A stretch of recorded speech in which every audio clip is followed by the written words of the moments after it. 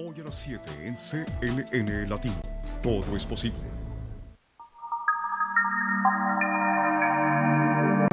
Tengo aquí conmigo a Manuel Martínez, un buen amigo, escritor, financista, y que acaba de llegar precisamente de México.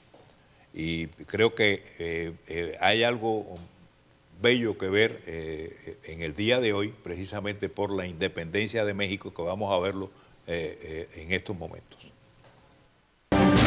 Todo comenzó con un grito, el de Miguel Hidalgo y Costilla, convocando a la población de la Nueva España a luchar por su libertad. Pero en la historia, todo tiene una razón de ser. Varios sucesos en Europa y América anteceden al llamado del cura Hidalgo. Vientos de libertad recorren el mundo. La guerra de independencia de Estados Unidos para liberarse de Inglaterra y la Revolución Francesa para suprimir la tiranía de un rey reafirman el derecho de los hombres a luchar por la igualdad, la libertad y la posibilidad de elegir a sus gobernantes. En 1808, Napoleón Bonaparte invade España y toma presos a Carlos IV y al rey Fernando VII, lo que desata una rebelión contra los franceses y la inestabilidad en las colonias españolas. En ese momento, la Nueva España es el territorio más próspero del Imperio Español. Sin embargo, su riqueza beneficia más a la corona española que al virreinato, lo cual es causa de inconformidad entre sus habitantes. Algunos grupos organizan en secreto el movimiento independentista. Una de esas conspiraciones detona la guerra. Las reuniones en Querétaro en las que participan Miguel Hidalgo, Ignacio Allende, Juan Aldama y Josefa Ortiz de Domínguez son descubiertas. Desde la iglesia del pueblo de Dolores, Hidalgo llama a la población a derrocar al gobierno de la Nueva España. Con un estandarte de la Virgen de Guadalupe como bandera, los insurgentes logran sus primeras victorias sobre las fuerzas leales al rey, que son derrotadas en la sangrienta toma de la Alhóndiga de Granaditas en Guanajuato. El avance de los insurgentes sobre la Ciudad de México es incontenible, pero después de la batalla del Monte de las Cruces, en las cercanías de la capital, a pesar de haber vencido, Hidalgo decide retirarse. Los insurgentes se instalan en Guadalajara. Desde ahí tratan de organizar un gobierno. Fundan el periódico El Despertador Americano y se decreta la abolición de la esclavitud. Bueno, acabas de llegar de España precisamente, de México, Sí. y bueno, tú eres español desde luego. Sí. Pero estás en México, te gusta México, y hoy es un día maravilloso porque es el día de la independencia de México. Es el Día de la Independencia. México es un país, por supuesto, muy antiguo, ¿no? Se supone que México estaba habitado ya casi hace 23.000 años. O sea, hay que irse muy, muy atrás, ¿no? El periodo este al que nos referimos, bueno, pues tienes el periodo de la conquista española, que duró casi 300 años, desde 1521, hasta que España pues, reconoce la independencia de México en 1821. Lo que hemos visto aquí, bueno, es el 16 de septiembre, en México se celebra el 15-16 de septiembre, lo que se llama el Grito, y bueno, esto el 16 de septiembre es hoy, y México celebra... Eso fue en 1810, ¿no? 1810, Sí. es cuando empieza pues, el grito para buscar la independencia y España reconoce la independencia en 1821. Entonces, a partir de ahí, bueno, pues la historia de México, pues, hablándote así un poco, pues es una historia bastante convulsa.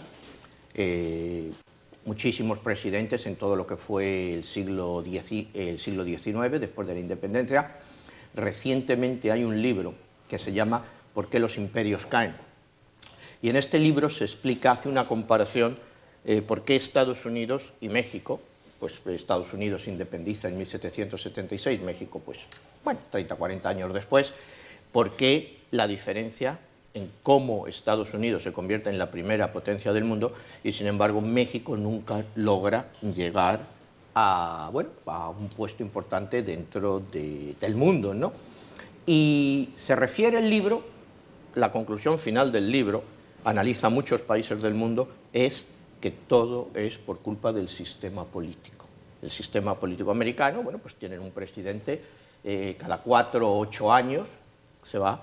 En México en el siglo XIX, bueno, tuvieron pues muchísimos golpes de Estado, tuvieron un periodo muy largo que muchos mexicanos recuerdan como de gran prosperidad, que fue la época del general Porfirio Díaz. y que esta época acaba en 1910, justo antes de un periodo clave en la historia de México, que es la Revolución Mexicana. La Revolución Mexicana es, por supuesto, uno de los momentos más traumáticos y más decisivos en la historia de México.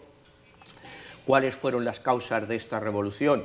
Son variadas, ¿no? Depende al historiador que te refieras. Muchos coinciden en que, bueno, pues la situación económica del país les llevó a la revolución. Otros coinciden en afirmar que realmente la Revolución Mexicana es un producto provocado por el propio Estados Unidos, porque era una época en que México es la época en que el petróleo empieza a desarrollarse, ¿no? A principios del siglo XX en todos los países, y México se estaba acercando demasiado a los ingleses con el petróleo y estaba dejando a los americanos un poco aparte. Entonces los americanos pues ayudan a que esa revolución tenga lugar, ¿no? Entonces, bueno, pues México vio un proceso revolucionario que es la Revolución Mexicana, que es brutal, que empieza en 1910 realmente y acaba en 1929, aunque oficialmente es de 1910 a 1917. En esa época, en 1910, México tenía una población aproximadamente de 15 millones de habitantes y la Revolución Mexicana produjo casi 1 millón de muertos, es decir, 6-7% de la población murió. Imagínate, entre 1910 y 1917, con el armamento que había entonces, había ametralladoras, pero no había las armas que hay hoy en día. Imagínate lo que es matar casi a 1 millón de personas, 900 y pico mil. Es una revolución que fue sangrienta y quieras que no, eso ha quedado marcado en la historia de México. El mexicano, bueno, si ya seguimos analizando un poco, ¿no? Volvemos atrás al año 1847, que hemos hablado aquí algunas veces, cuando hemos hablado de los números, la importancia simbólica de 1847, cuando hablamos en numerología del 9-11, lo que significa, sobre todo esa fecha para Estados Unidos y México. ¿Qué significa eso? Mira, acuérdate que cuando hemos hablado de la historia de Estados Unidos hemos dicho que es un país que el 4 de julio de 1776 es una fecha que no es real para la Declaración de la Independencia, fue una fecha escogida, porque la Declaración de Independencia americana se firma entre junio y septiembre, pero ellos escogen, los padres fundadores. Acuérdate que los padres fundadores, en la mayoría había muchos masones y rosacruces, simbólicamente basándose en la Biblia hebrea, no en la Biblia cristiana. Tienes que irte, si te lees el el Antiguo Testamento y lo comparas con la Biblia hebrea, que es lo mismo, sin embargo, lo que es el Antiguo Testamento, en la Biblia original nuestra, la cristiana, no tiene la numerología que tiene la Biblia hebrea. En la Biblia hebrea, en el Génesis, en el encabezado 47, versículo 11, es donde se establece el pacto entre Abraham y Dios, entre Dios y el pueblo judío. Los padres fundadores de Estados Unidos escogen ese mismo encabezado, el 47, 11, para la Declaración de Independencia. Por eso se escoge 4-7, 4 de julio. Lo escogen establecer un pacto con Dios. Cuando se llega a establecer ese pacto con Dios, acuérdate que se escoge con esos números, es que Estados Unidos se iba a quedar para Estados Unidos y no se iba a expandir. Era una de las premisas que se hicieron aquí con la Declaración de la Independencia. Pero esa premisa se rompe precisamente en la guerra de 1847. Y mira los números, 1 y 8, 9, 4 y 7, 11. Un 9-11 se rompe en 1847, cuando realmente la invasión de México es una invasión que no tenía ningún sentido, no había una provocación mexicana, pero sin embargo Estados Unidos toma el 50% prácticamente del territorio mexicano, se queda anexado a la Unión. Muchos mexicanos dicen, ojalá nos hubieran quitado todo el país, ¿no? Hubiéramos avanzado mucho más, pero bueno, ya son apreciaciones, ¿no? Claro. Pero ahí es cuando se rompe el pacto con Dios que establece los padres fundadores se establecen con Dios, y ese mismo año, en 1847, es cuando Marx publica el Manifiesto Comunista. Entonces es cuando se produce una lucha a muerte, basada siempre en los números 9 y 11, pero basado en el 4 y en el 7, entre el capitalismo y el comunismo. A partir de eso sigue, y lo hemos dicho otras veces, siempre vas a ver el 4-7 y el 7-4, ¿no? La Unión Soviética, como hemos hablado otras veces, se funda en 1917, y cae en 1991, dura exactamente 74 años. Acuérdate que basado en lo mismo hicimos China, cuando acaba el comunismo.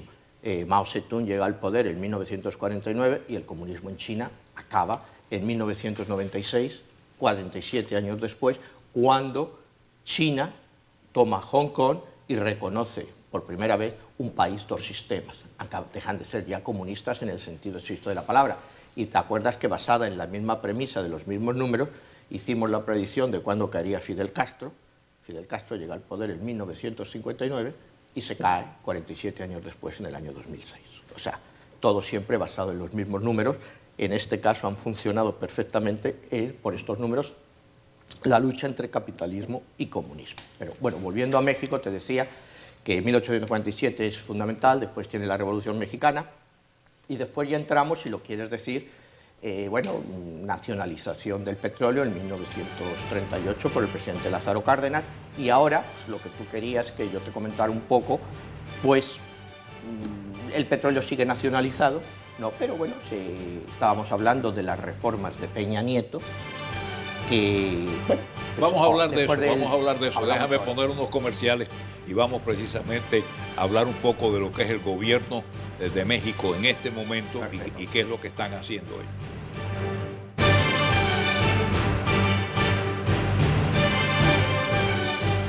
Bien, amigos, vamos a continuar hablando precisamente con Manuel Martínez, escritor, financista, numerólogo, y quiere a México, vive en México casi prácticamente parte de tu vida, ¿verdad? Sí, sí, yo llevo yendo a México pues por los últimos 31 años, todos los meses.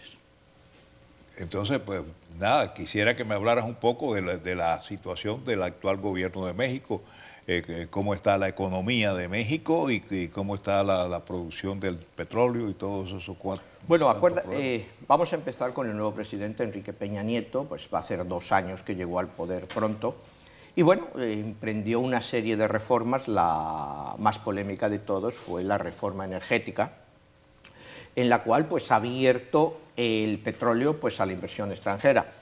Los efectos de esta reforma, pues yo creo que tardarán en verse, ¿no? En principio, lo que el gobierno pretende, si miramos el crecimiento actual de México, pues el crecimiento actual de México no es todo lo que quisiera el gobierno y todo lo que quisiera la población, ¿no?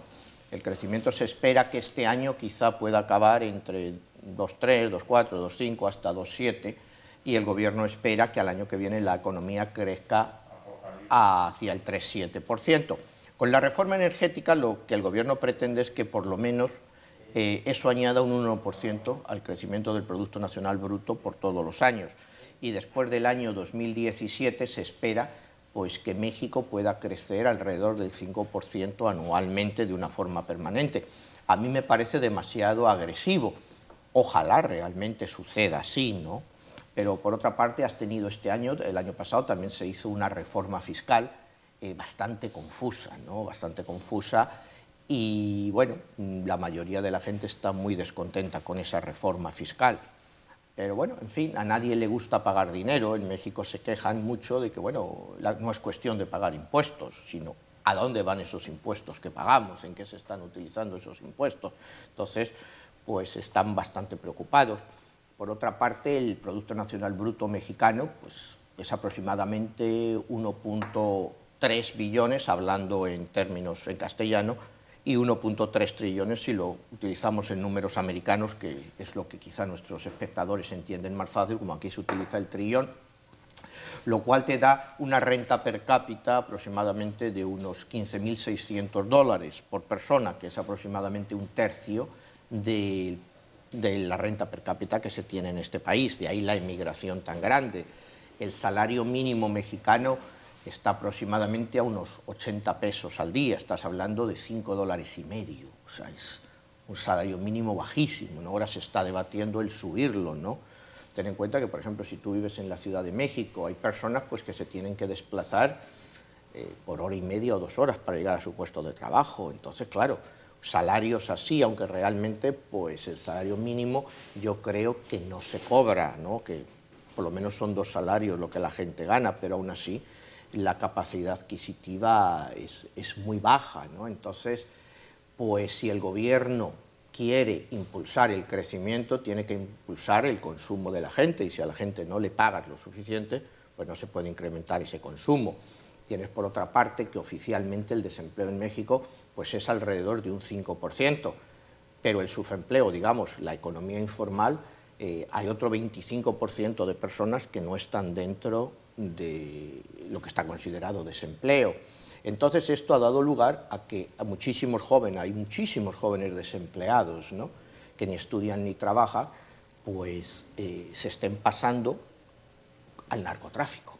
Entonces el otro día estaba yo viendo un reportaje en que entrevistaban a un muchacho de esto, bueno, muchacho por llamarle así, de esto tipo maras, todo lleno de tatuajes, en fin, de los típicos, y le preguntaban, bueno, ¿usted por qué está en el narco?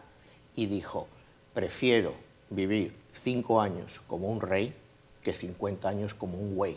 Güey es una expresión mexicana, ¿no?, que es más que nada como un burro, como un animal de carga, o sea, entonces se está produciendo eso, ¿no? A mí una de las cosas que más me preocupan desde el tiempo que yo estoy yendo a México es que el mexicano ha perdido el miedo a la muerte. El mexicano ya le da igual. No le tienen miedo a la muerte en realidad. Es increíble. No le tienen miedo a la muerte, o sea, eso lo ves claramente, ¿no? Por eso ese desarrollo brutal del narcotráfico. Estás hablando, mira, el narcotráfico en México, ¿no? Claro, el principal mercado, lógicamente, es Estados Unidos. El mercado de droga a nivel mundial se calcula que es alrededor de unos 450.000 millones de dólares.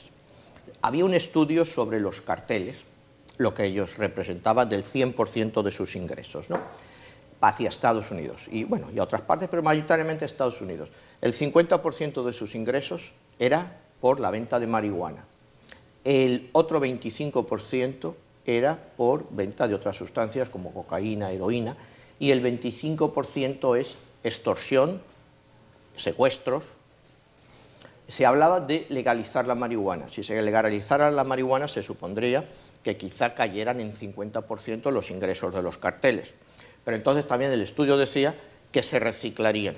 Entonces quizá no recuperaran ese 50%, pero posiblemente pudieran recuperar otro 25% con más secuestros y más extorsiones. O sea, que eso es un pozo sin fondo. No, y los asesinatos son terribles. Los asesinatos son terribles. Terribles, incluso de gente importante, lo matan y se acabó. Mira, los asesinatos, cuando tú, por ejemplo, puedes entrar a un web que se llama narco.com, y ahí los propios narcos pues muestran públicamente cómo ejecutan y cómo torturan a la gente, ¿no?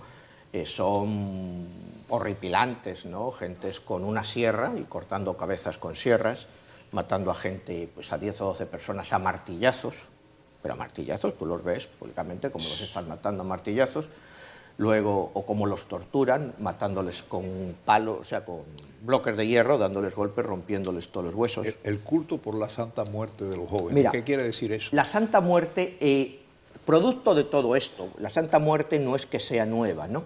La Santa Muerte es parte, quizá puedas decir, de la antigua tradición de los indios o de los nativos de allí. La Santa Muerte empezó fuerte en los años 60, se ha traducido, ahí estamos viendo imágenes de cómo es la Santa Muerte, es considerado un santo al cual la gente adora. Yo estaba ahí en México, en Ciudad de México, y visité alguna de las capillas dedicadas a la Santa Muerte, en la cual la gente se les ve con una devoción impresionante. La adoran, la traen dinero, la traen comida. Es como un santo normal al cual la ceremonia, sobre todo más grande, es el 1 de noviembre en la zona de Tepito. Tepito es una zona de México en la cual pues, tú puedes comprar lo que quieras, desde un título universitario oficial, ¿no? Todo falsificado, pero todo perfectamente pasable luego. Ahí puedes comprar de todo, desde identidades falsas a lo que tú quieras. A la Santa Muerte se le acercan jóvenes, tienes que ver la devoción. Hay muchos jóvenes entre 15 y 18 años que están ahí. Es una zona peligrosa de ir, te voy a decir. La gente les pide todo. Se ha asociado el culto, sobre todo el narcotráfico. El narcotráfico, pues adoran a la Santa Muerte. pero también la policía va allí a que la Santa Muerte les bendiga sus pistolas y su munición. Es un fenómeno, la película esta, ¿te acuerdas? La serie de televisión Breaking Bad, que ha sido muy famosa.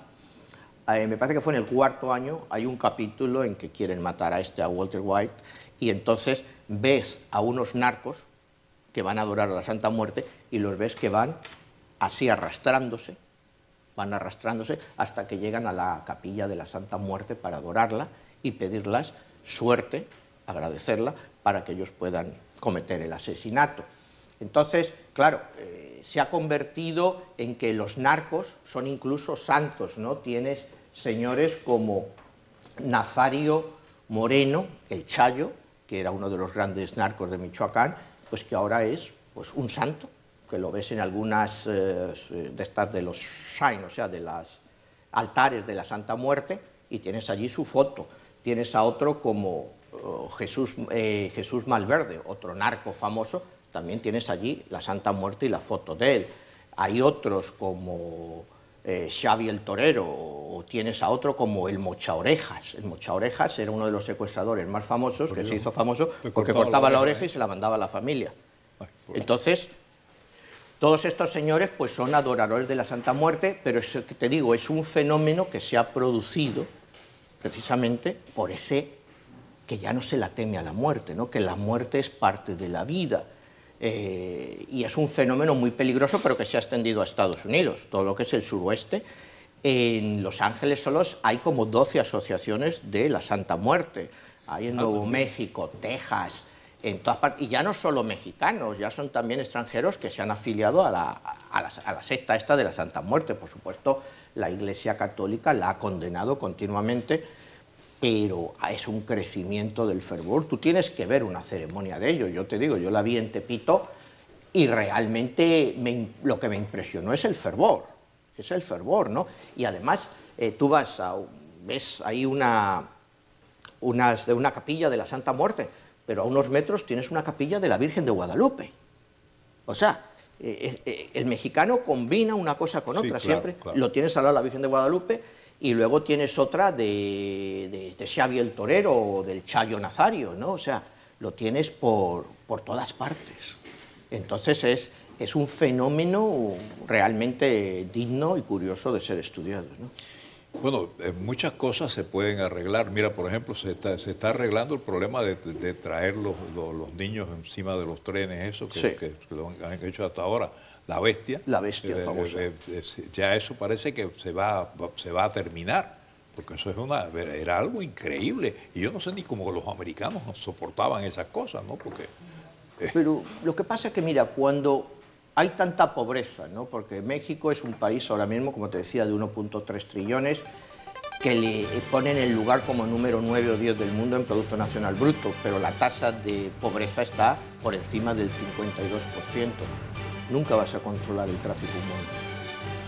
Oye, se nos acabó el tiempo, caramba. Me da mucho gusto de que hayas venido por aquí precisamente para hablar un poco de ese país. Gracias. Porque hoy es su aniversario, es el aniversario de la independencia de México. Gracias. Ojalá que de México también hay gente muy buena. Sí, desde luego hay una gente, una calidad humana increíble. Gracias. Gracias. Nosotros regresamos en unos momentos.